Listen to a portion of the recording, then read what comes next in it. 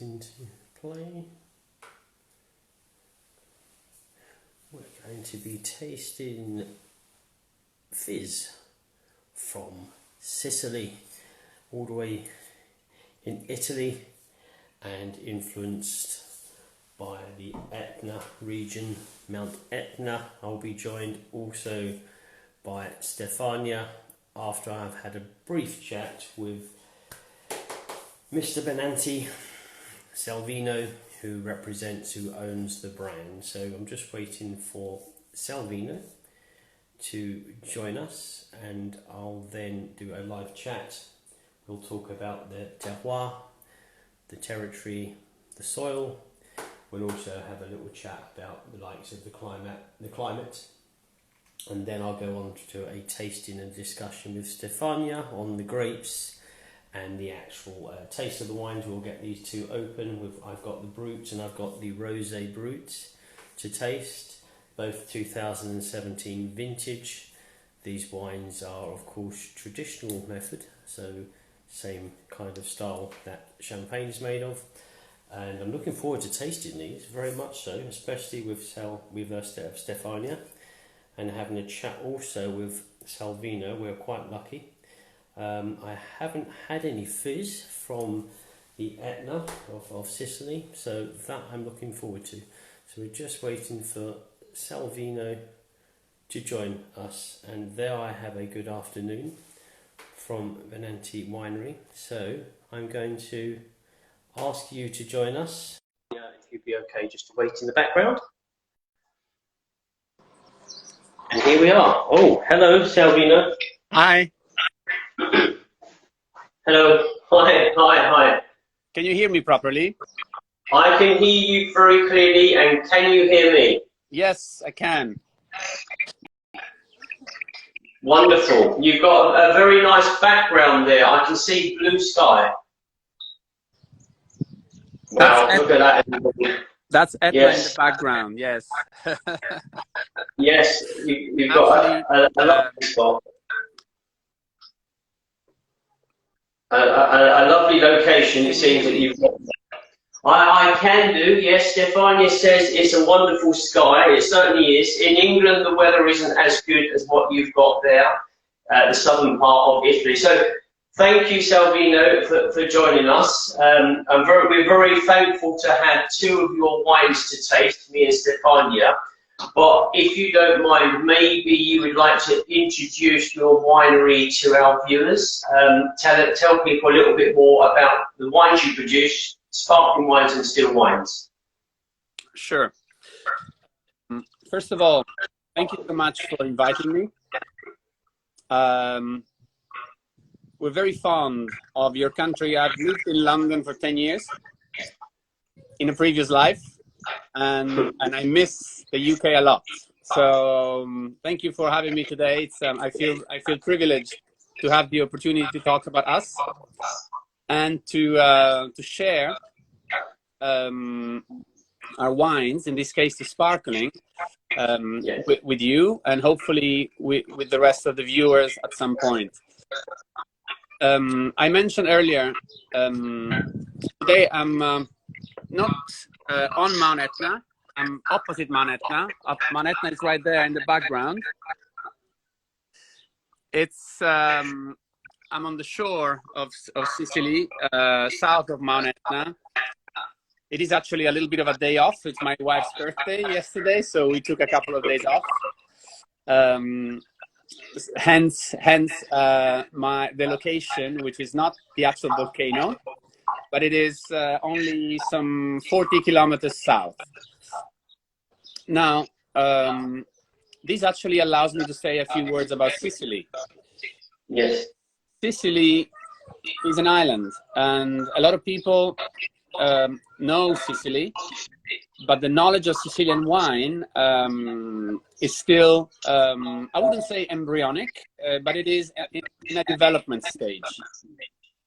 Because the kind of landscape behind me is quite typical. What you have in Sicily is a lot of sun and a Mediterranean latitude. Therefore, wines in Sicily in general tend to be quite rich. Alcohol is never an issue, and sometimes we struggle with acidity. A lot of international grapes are grown here, and this is the image that 99% of the people out there have of Sicily. Generous, I would say, fruit-forward wines. Sicily is the largest wine producer in Italy, at least in terms of grapes. Not all of it becomes bottled wine, but there are 240,000 acres of vineyards in Sicily, 24 appellations, and some of the hottest climate. This is the kind of image that we, as producers from Mount Etna, have to sort of face every time we speak about ourselves, because all I've said does not apply to Etna. If you drink wine from Mount Etna, you will not find the full body. You will find lightweight. You will find, therefore, fine, elegant, mineral, crisp wines. Very high acidity. Sometimes a saline note to it that comes from the sea breeze, of course. Wines which are usually age-worthy. And we harvest 1.5 to 2 months after everybody else on the island. So when we speak about Etna, we must realize that we are not speaking of sort of mainstream Sicily. We're speaking of an island within the island of Sicily. We're speaking of a high mountain, over 11,000 feet or 3,300 meters for those like me who are more accustomed to meters. Sicily is a large producer, but Etna represents only 5% of Sicilian wine production. And therefore it is a niche, a very small niche. When we refer to it, we have only a few words available, or we don't have much time. We say it's a north, it's a south. Some of our wines are more similar to wine from Moselle, are more similar to wine from Burgundy, are more similar to wine from Czech, or the reds of Piemonte, North Italy. So our region, our sub-region, Mount Etna, completely different from the rest of the island. It is a volcano. It is an active volcano. We had an eruption yesterday morning, the last eruption we've had. A little bit of lava, but a lot of volcanic ash scattered all over, including on my car and all of that. It is a volcano. It is a very active volcano. We're constantly reminded of the power of the volcano through these mighty eruptions. We've had no less than 10 or 12 this winter. And our soils are black volcanic ash. Completely different from the rest of the island, where you have white soils. We have, therefore, these very sort of high graining sands with some rocky elements. The soils tend to be, let's say, ideal for high quality wine production, because the vines struggle. They have to develop very deep roots in order to go and fetch the water. And in doing so, they take up a lot of minerals, obviously. So our wines tend to be very light. It's not just the soils that differentiate Etna from Sicily, it is also the grapes. Our grapes grow almost exclusively on Mount Etna. So Caricante and Nerello Mascalese. Caricante in this case is used for the white sparkling, as well as non-sparkling, of course. And Nerello Mascalese is used for red and rosés. So in front of you today on your table, you have both of the two main grapes of Mount Etna. So different soil, different grapes, and different climates. We have huge diurnal shifts in temperatures. So the diurnal range is considerable. It can be up to 20 degrees centigrade, 68 degrees Fahrenheit on a typical summer day.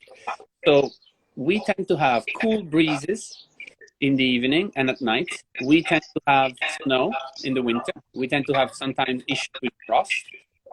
And on the other hand, summers tend to be dry and warm. But our grapes have the chance to rest at night and develop their perfumes very slowly and retain very high acidity. So different soils, different grapes, different climate, different training systems. Because on Etna, we use the freestanding bushes.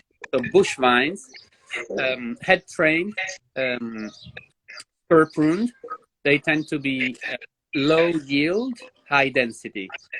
So all of the conditions are there for costly viticulture, but also for very high quality grape. The fourth element I would add is the local culture. The Etna producer is not your typical Sicilian producer. We don't use any machinery. We don't use any mechanization. Everything is done manually. We have an army of local people spending time, bending over, kneeling by the vine and tending to the vine. And this makes it sort of, I wouldn't say complicated, but, very labor intensive. So everything differentiates us from the rest of the island. One must know these things before they taste wine from Etna. When they taste wines from Etna, they must think more in terms of northern regions. Now, I know that British people are avid consumers of sparkling wine, and I congratulate them on that. So am I.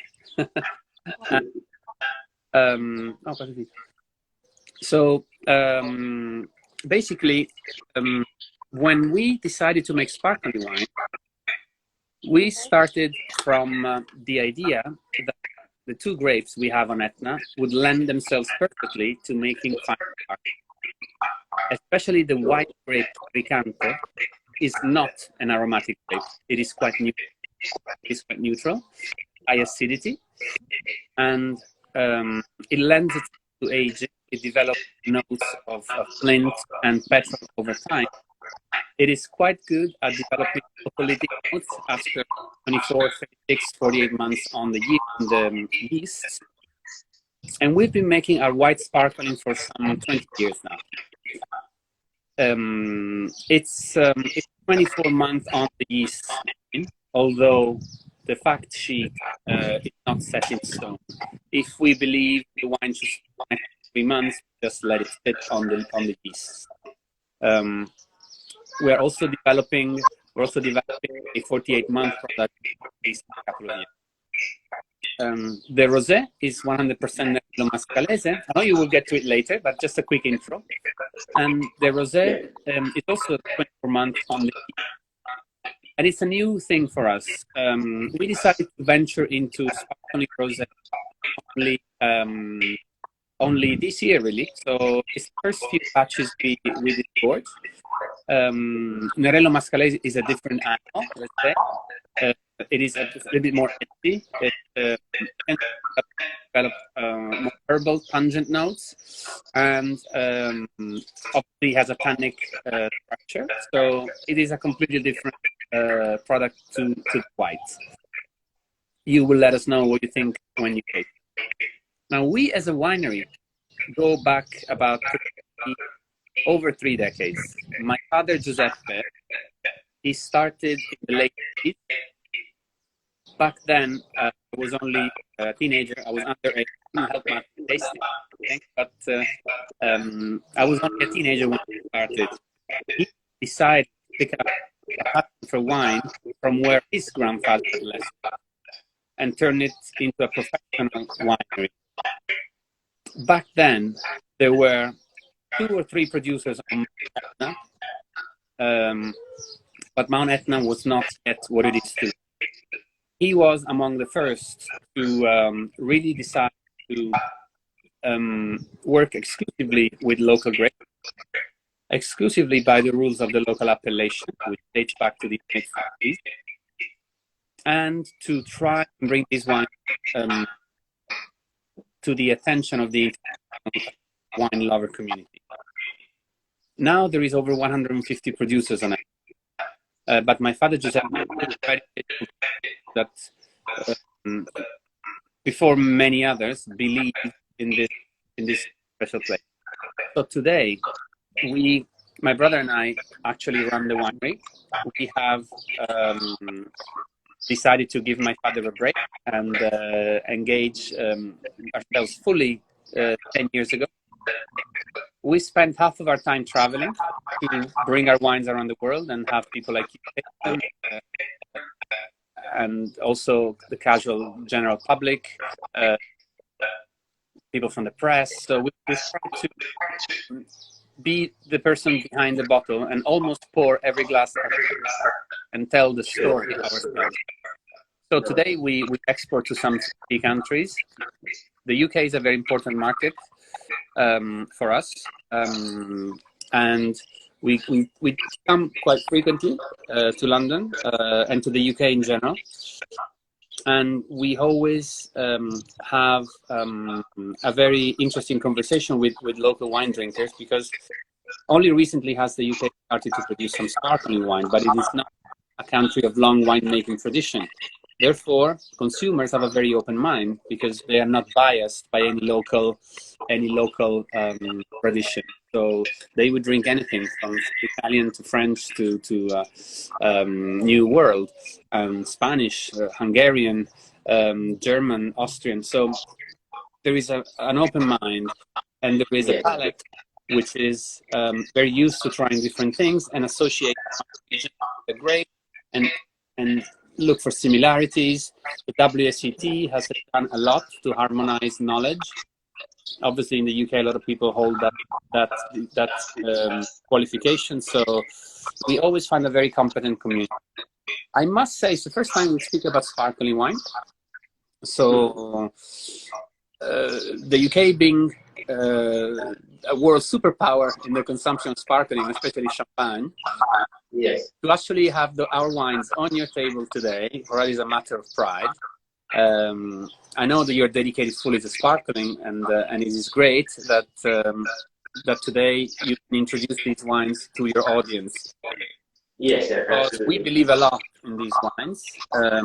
We don't produce many bottles. It's only maybe 3,000 bottles per label, and it is a product that at the moment can be found in a few world capitals and mostly in Italy for the rest of the consumption. So basically, the fact that we can introduce them to an audience which is specialized in sparkling and has a palate for sparkling, for us, it's I wish I could have been there with you.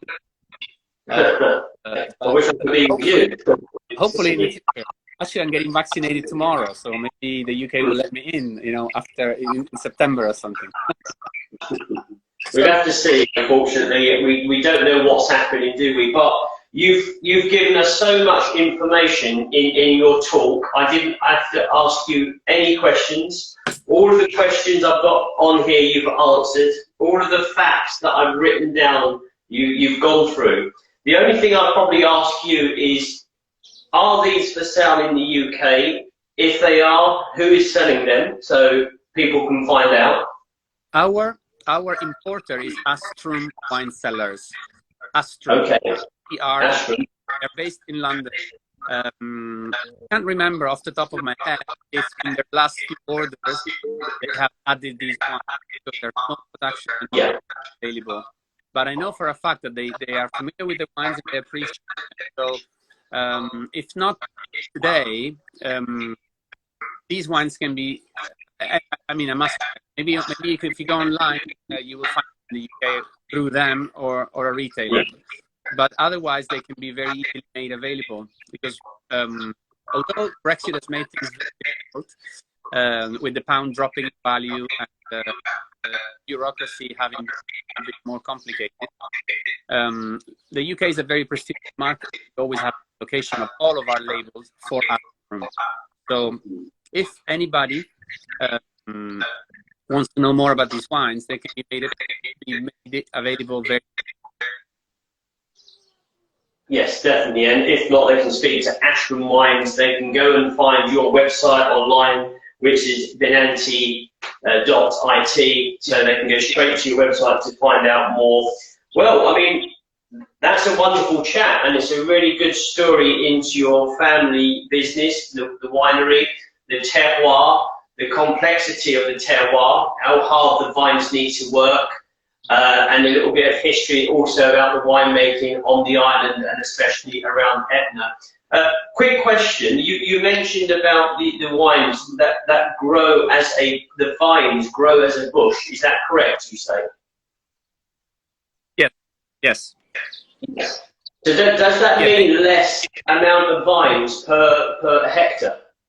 No, actually, that means more. We have in vineyard, we have 8,000 per hectare, and the yield will be very, very, very low.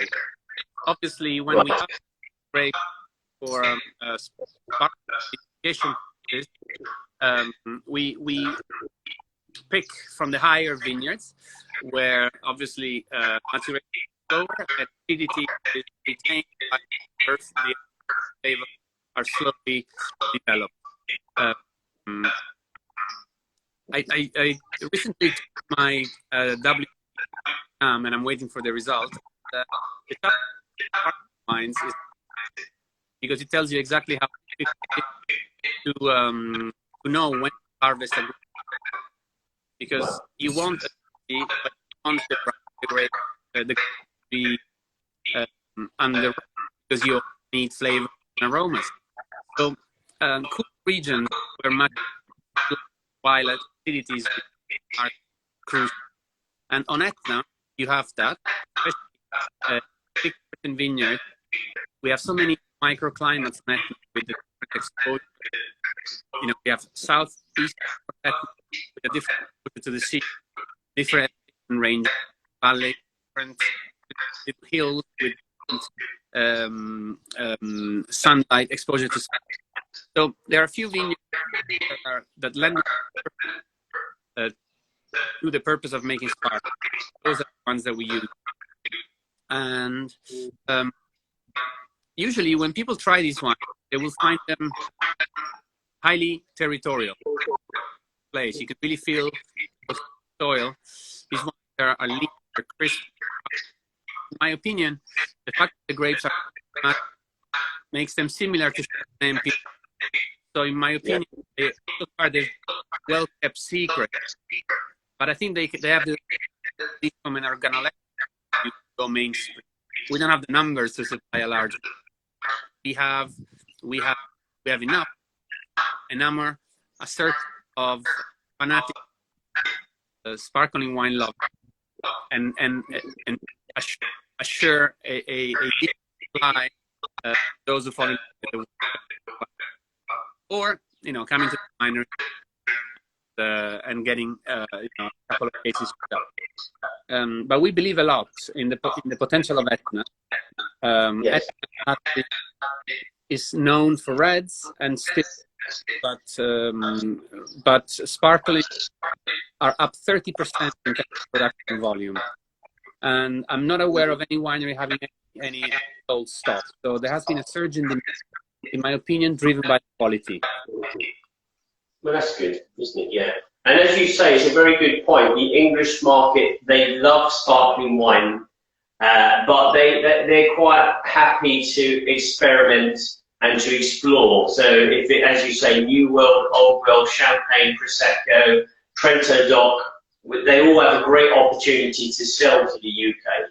And just yesterday I tasted Japanese sparkling wine. So the world is full of amazing people, amazing cultures, traditions, countries producing sparkling wines. And I'm sure there's going to be a lot of people interested in what you're doing down at Sicily and with regards to Etna and wines. Now, what I'm going to do, Salvino, if that's okay, I'm going to open these wines with Stefania Ruffo, and we're going to taste them and share our tasting notes live. But I want to thank you from me and also from Stefania, who got you booked in for this chat. And maybe after we've done this live tasting, we can communicate about how we can work further together. But once again, from me and from our audience, a big thank you to you and your family. Thank you for having me. Privilege. I hope that we meet in person too in the UK soon. Absolutely, I agree with that. So thanks again. Enjoy the sunshine, and I'm just going to invite Stefania to the live chat. So thanks again, Salvino. The audience. Ciao.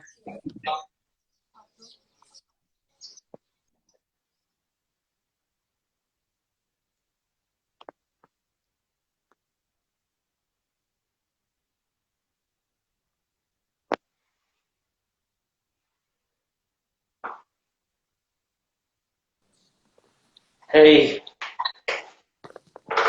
Hello, Stefania. Hi, Chris. Well, that was good. He literally took over the interview. He delivered all of the interesting information and facts, everything anybody could want to know. So, as an interviewer, he's the perfect guest. Yes, yes. And did you see the sky, Chris? Wow. Oh, yeah. I wasn't sure if it was green screen or something. Me too. Yeah. I've got this white background. I know mine always yellow. Yellow curtain. Yeah. You recall the son of Sicily, more or less. Yes, a really nice guy. So very good, very dedicated. It's a new kind of sparkling wine area for many people. Some people will not be aware of the wines from Etna. And what me and you are going to do is obviously open these two bottles. But maybe you might run through the grapes, Stefania, Yes. if it's okay. Yes, yes. I'm very honored and so happy, Chris, to talk about Sicily because, as Salvino said earlier, it's a unique island. It's a unique place in the world, and so the grapes the indigenous grapes are unique and inimitable. And the most widespread grapes are basically three: Nerello Mascalese, Nerello Cappuccio, and Caricante. And so they are indigenous grapes grown specifically in the slopes of Mount Etna. And first, Nerello Mascalese is an indigenous grapes, and the particular name Mascalese, comes from the county of Mascali. It's a small town nearby Mount Etna in the province of Catania. And the second dark grape is Nerello Cappuccio. Nerello recalls the dark color, and Cappuccio, Chris, is a very unique term because the name is due to the mantle or the hooded crown of the plant grown as a sapling. So it's kind of mantle that you can see in this plant. And third, Caricante. Caricante instead is a white grape. Caricante is another particular term that comes from a local term, Caricanti, Sicilian term, that means that the plant has a very abundant ability to produce grapes, capable of filling the carts with grapes. So this is the reason why Caricante, the name of Caricante. And so you can taste Etna from these specific indigenous grapes, and also from Inzolia. Inzolia is most widespread grape variety in Sicily, and another indigenous grape is Cataratto. And today, Chris, we have, as you know, two sparkling wines from Caricante, the white grape variety. Yeah. And the second one is L'Amoremio from Nerello Mascalese, 100%. So two sparkling wines from two wonderful indigenous grapes. I remember, Chris, when more or less 10 years ago, when I studied in order to become sommelier, that I was impressed by the name and by the name of these grapes, and also by the wines, because they are very, very unique and it's very strong. I mean, in the term of expressing the terroir, Chris, they are unmistakable. And when I had the pleasure of introducing this wine at the university, me and my students are always so happy and excited to taste this wine, because you can feel and appreciate the strong minerality because of the soil, because the presence of Mount Etna, because the presence of the influence of the sea, because the high altitude, also because the ventilation. It's a wonderful place, Chris. And I'm so happy to have the chance to taste these sparkling wines today with you and with our Fitz lovers. Yes, exactly. So, should we try the Brut? Should we give the Brut an open? I've been waiting to suggest, Chris, to start with Caricante, Sono Blessed, the white. Which one do you want to do? The white, yes. Yes. The Brut. Caricante. Caricante. Perfect pronunciation, Chris. It's Caricante 100%. That's lucky, also.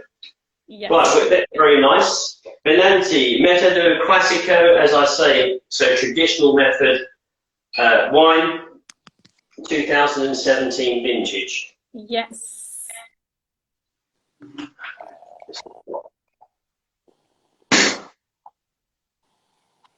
Ding dong. Wow. See the sound, Chris, the sound of the Mount Etna trappling is the perlage. Yes, indeed. Have you been to Sicily, Stefania? Yes. I haven't, unfortunately, so I'm only going by photos and videos I see online, but it looks a lovely place. Yes, absolutely. It's a beautiful place, Chris. Also, people are so friendly and so polite. They're so nice. The sea is turquoise. The sky is always blue.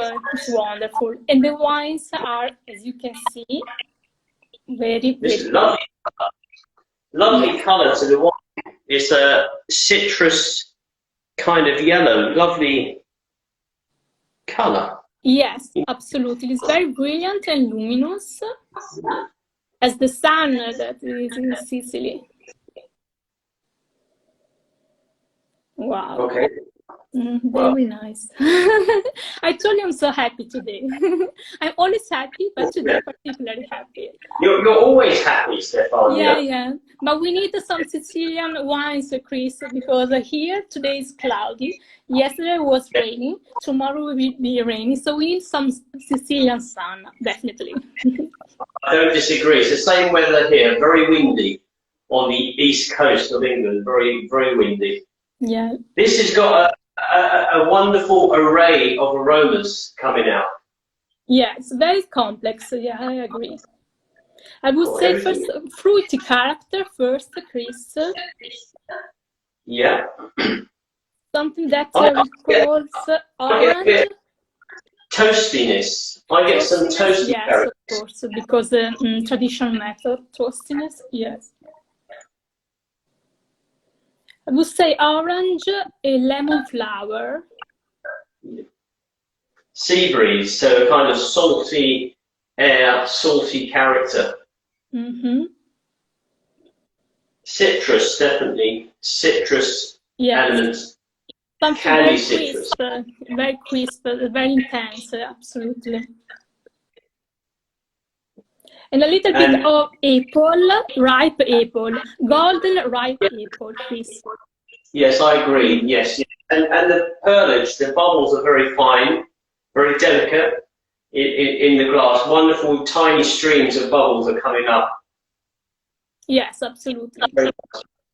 The mousse is very intense and very, very delicate and very fine. So I'm curious to taste it. I'm curious.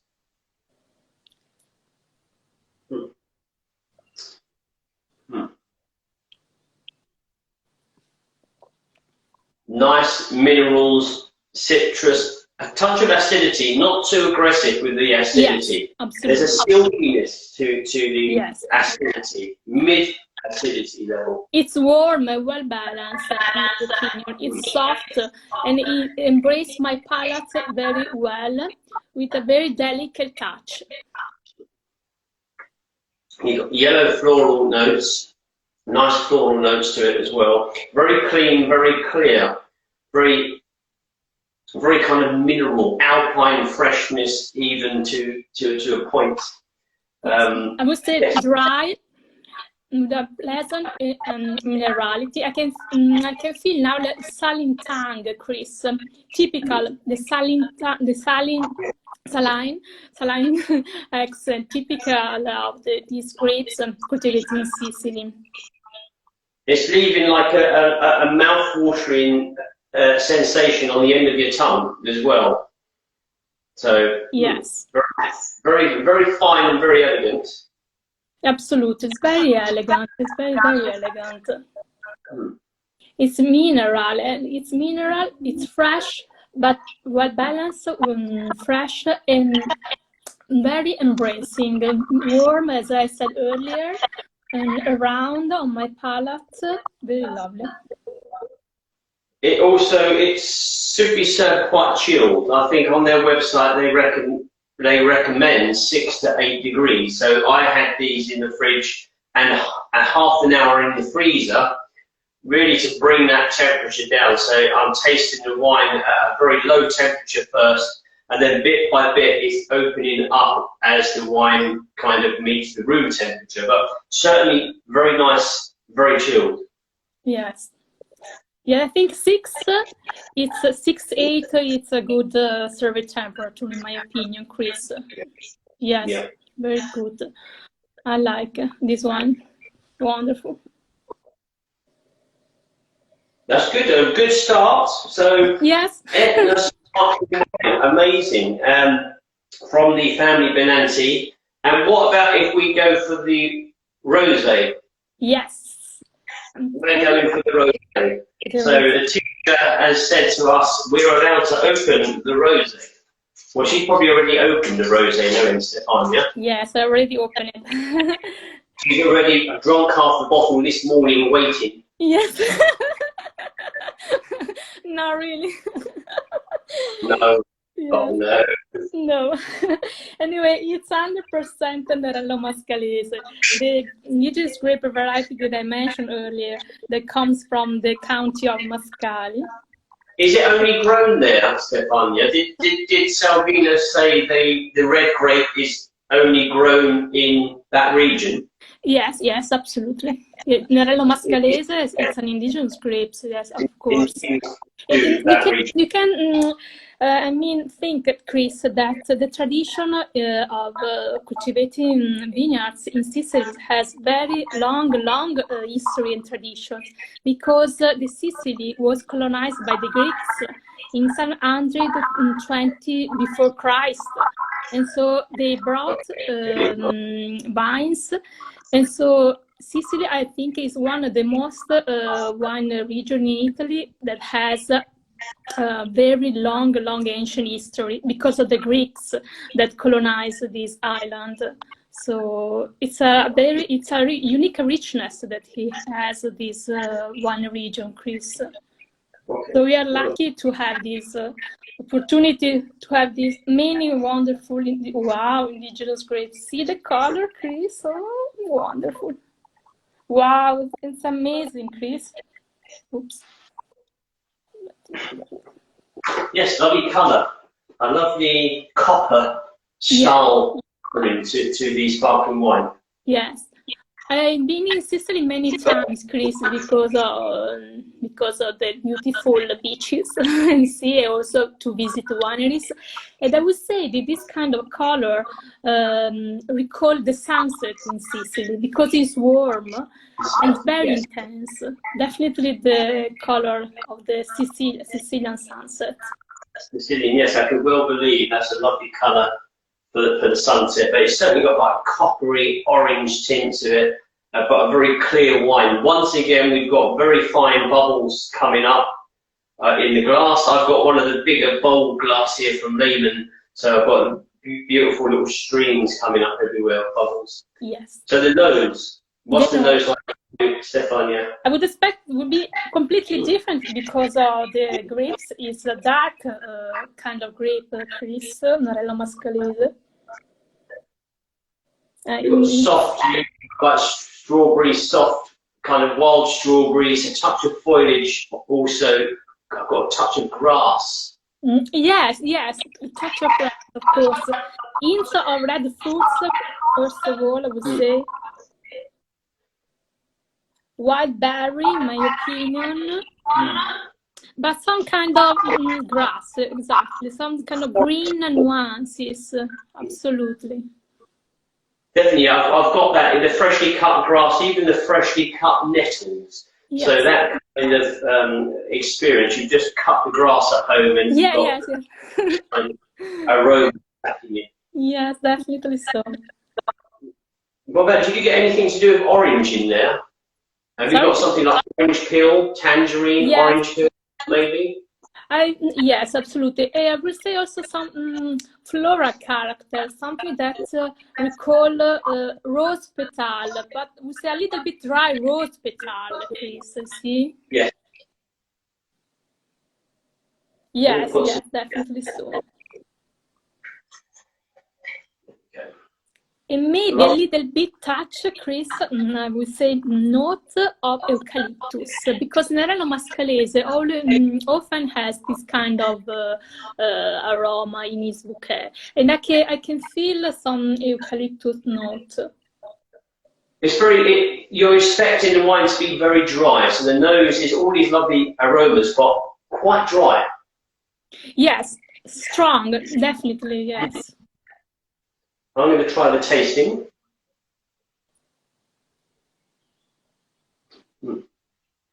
Again, similar. Grass, freshly cut grass, foliage, red berries, very dry red berries. It's completely different, Chris, from any other kind of sparkling wines that we tasted together. I mean, it's completely different. Not only because the Morello Mascalese, but also, as Salvino said earlier, because of the soil. Because the black lava that you can have in Sicily, that you don't have in any other place in the world, of course. It has an influence, obviously, on the terroir, the land, over the many centuries and centuries of this happening, and all the layers of ash coming down. All of these things contribute to the final kind of flavour. What the vine is pulling up, as Salvino said, the vines have to work harder. So usually that means that their roots are deeper. So they're pulling up everything from the soil, the minerals and everything like this. So greatly influenced by the soil. But flavour is really, really good. Towards the end, I've got kind of a dry red berry kind of sherbet or candy sweet sensation. But it's a dry wine, but not too aggressive. It's just, again, very fine melody. I would say, Chris, that is warm as the previous one. I mean, kind of different warmth, but always it embraces my palate. It can envelop my palate in a warm way, feeling that I can feel and appreciate the sun. I can see the vines growing under the sun, Chris. That's I agree. Yeah, I agree with this. Yeah, I exactly agree with what you're saying. Yeah, dry kind of environment. And the vines working hard to deliver the grapes, and then they're capturing the atmosphere, the terroir in the bottle. It's a little bit slightly tannic, a little bit, and mineral once again, of course. But it's wonderful, Chris. I'm so happy, and I can see there are some kids lovers that we ask, can we have a glass? See, please. I can send you a virtual glass, but I'm sure that anybody wanting to order a bottle only needs to go to the website. Though, as they say, they're very active globally. They have been active globally to get their wines known by the wine press and by the consumers. So I'm quite sure the family, anybody approaches them as a wine expert or a wine buyer, they will look to work with you very closely. But I know it's a good job that you got Salvino on this live chat, Stefania. Yes, it was good. I'm so happy with these wines, and I hope that maybe they decided to produce more sparkling wines. So that's some kind, maybe from Nerello Cappuccio, I don't know, from other indigenous variety, in order to appreciate the differences between different grapes variety, Chris. Well, it's very different. Like if people know Italian wines, sparkling wines, they're going to think of Prosecco. So this wine is made in a very different way, delivering very different results, whereas the Prosecco is a fresh, young, fruity, very lively wine. This is takes a little bit more time to digest all of the aromas and flavours. So completely different style of wine, but amazing difference between the wines produced in Italy, south and north. They produce a very different display results of aromas and flavors in their wines. Yes, absolutely. Yeah. And it's kind of in taste two different worlds, Chris, even though we are always in Italy, but they are completely different. It is the reach of Italy, because every single region, Chris, you have to think that it's completely different from other region, because of different culture, different tradition, different wines, different indigenous grapes, and also different food. Every single region has its unique word. It's kind of small region, means small nation in one nation called Italy. It's nice. Yeah, I've been to Italy, but I've only been like in the central part and the northern part. I've never been, I don't think so, I've never been to the south part of Italy. So yes, I agree with you. As you travel through Italy, it all changes: landscape, weather, culture, architecture, everything changes. Especially, Chris, I talk with my experience. I travel a lot in Italy, of course. As you travel by train, Chris, it's incredible, and I was surprised, me too, even though I'm Italian, because traveling by train, you see how the landscape changes in every single region. If you start from Puglia region and then you go up to Abruzzo, Marche, Emilia Romagna, Veneto, and Friuli, Venezia Giulia, I did this travel by train, and it's incredible to see the difference of the landscape, the sea. It's always, even the sea is different, because obviously the sea from the south. It's not too bad. It's not too bad. So it's very nice. I was on YouTube earlier, and I was watching houses for sale in Italy. So these beautiful €1 million property with beautiful views of mountains. They had a swimming pool, and it was incredible, the property in Italy. So I know exactly what you mean about what Italy has to offer. Let alone the wines. You know, you've got the cheese, you've got the ham, you've got beautiful villages, you've got different cultures, you've got the sea, you've got the mountains, you can ski. Famous wine regions, Barolo, we've got Trento, Franciacorta, Prosecco, Le Marche. It's incredible, it really is.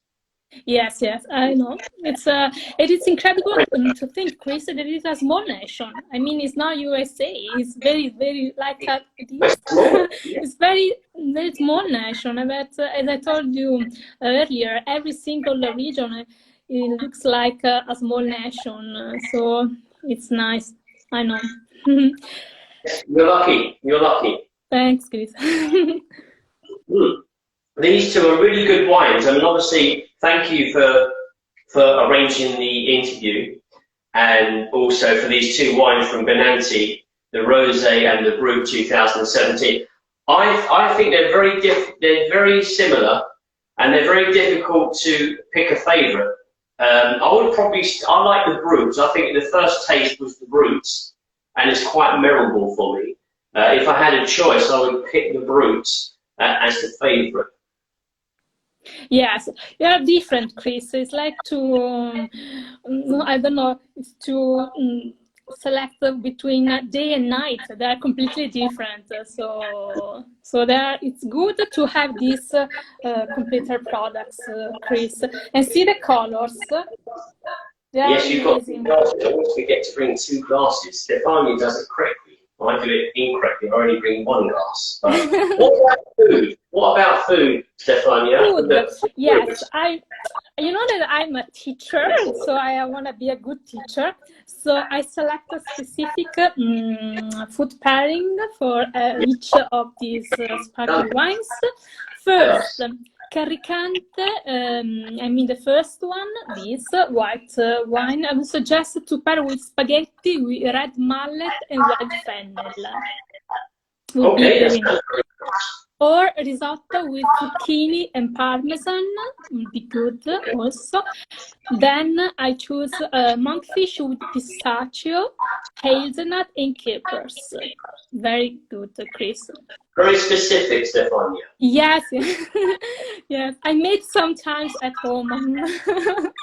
I try, yes. Instead, on the other hand, the second one, the rosé from Nerello Mascalese, I wrote there will be a very nice food pairing with eggplant parmesan. Eggplant would be nice, or fish dishes like pasta with clams and pacchino tomato. It would be good to have a tomato to pair with this rosé, or meat dishes also in this specific case, like a pork loin with capers would be good, or tuna with sesame. Not too bad. Tuna with sesame. Now that sounds really nice. That with the rosé, yeah. With the roses, yes. I tried when I was in Sicily, Chris, this combination. So this is the reason why I would suggest to you to our audience. Tuna. How would you cook the tuna, Stefania? Tuna just a little bit to grill, Chris, for a few seconds. Yeah. In the grilled tuna, and then you cover the tuna with sesame.